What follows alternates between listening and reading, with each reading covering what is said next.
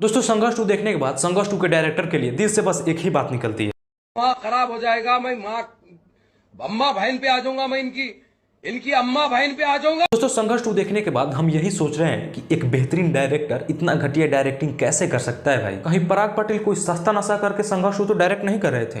हो भी सकता है भाई, क्योंकि इतना घटिया जो डायरेक्ट किया गया है। आप लोग में से बहुत लोग ये सोच रहे होंगे कि मैं संघर्ष 2 की बुराई कर रहा हूं, तो ऐसा नहीं है भाई। संघर्ष 2 के ऊपर हम एक अच्छाई वाला वीडियो बनाए थे, मतलब उसमें जो कुछ अच्छा था उसके बारे में चर्चा किए थे।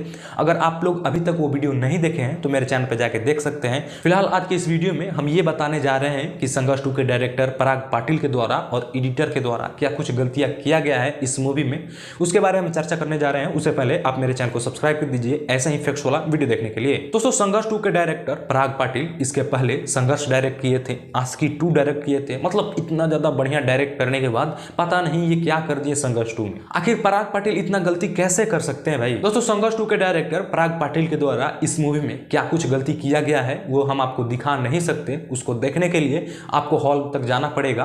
हॉल तक इसलिए नहीं जाना पड़ेगा गलतियों देखने के लिए, हॉल तक इसलिए भी जाना पड़ेगा क्योंकि ये अपने भोजपुरी की मूवी है और कोई कुछ नया कुछ बेहतर करता है तो आपको उसकी सपोर्ट करना चाहिए। दोस्तों संघर्ष 2 के डायरेक्टर के द्वारा फर्स्ट गलती ये किया गया है कि इसमें जो मशीन गन वाला फाइट वाला सीन था उसमें अनाधुन गोली चल रहा है, बट एक ही 2 गुंडे को लग रहा है। मतलब वीएफएक्स का भी वहां पे बहुत ज्यादा गलती किया गया है। दोस्तों सेकेंड गलती इसमें यह है कि जब बॉम्ब वाला सीन था और उसमें खेसारी लाल यादव को चौंकना था तो इसमें जो वट बोलते हैं वो सिचुएशन के अकॉर्डिंग नहीं होता है, इधर उधर हो जाता है। तो यहाँ पे गलती पराग पाटिल की है। अगर अच्छे से डायरेक्ट किए रहते, वो टेक को 1-2 बार में किए होते तो ऐसा भी ये बात मुझे बोलना नहीं पड़ता। दोस्तों संघर्ष 2 के डायरेक्टर पराग पाटिल के द्वारा तीसरा गलती ये होता है कि जो खेसारी लाल यादव के सर पे जो बाल लगाया रहता है, चिपकाया रहता है, वो वहां से निकल जाता है लेकिन उस पर कोई ध्यान नहीं देता है। ध्यान देने का काम किसका है? पराग पाटिल मतलब डायरेक्टर का, जो उस पर बिल्कुल तरीका से ध्यान नहीं दिए है। सिर्फ बाल ही नहीं दोस्तों, दाढ़ी में जो सफेद करने के लिए जो व्हाइट पेंट मतलब जो भी हो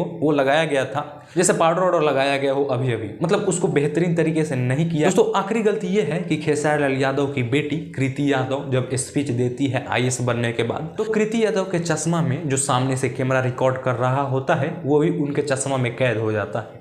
वो सीन हम आपको नहीं दिखा सकते क्योंकि वो हमारे पास है ही नहीं। उसको देखने के लिए आपको हॉल तक जाना पड़ेगा। और हम आपको फिर से बता दें कि हॉल तक सिर्फ गलतियों को देखने नहीं जाना है, हॉल तक जाना है तो अपने मूवी, अपने भोजपुरी इंडस्ट्री की मूवी संघर्ष 2 को हिट कराने जाना है।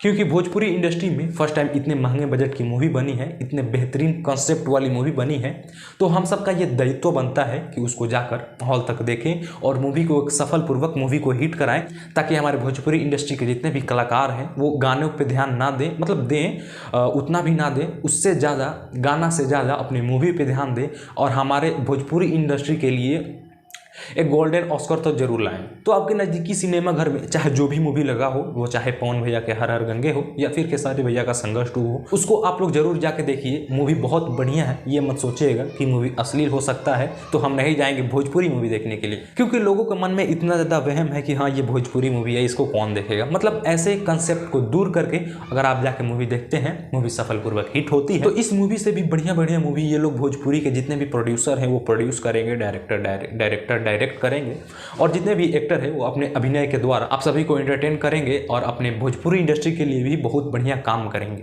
मिलते हैं अगले वीडियो में, तब तक के लिए जय हिंद, जय भारत।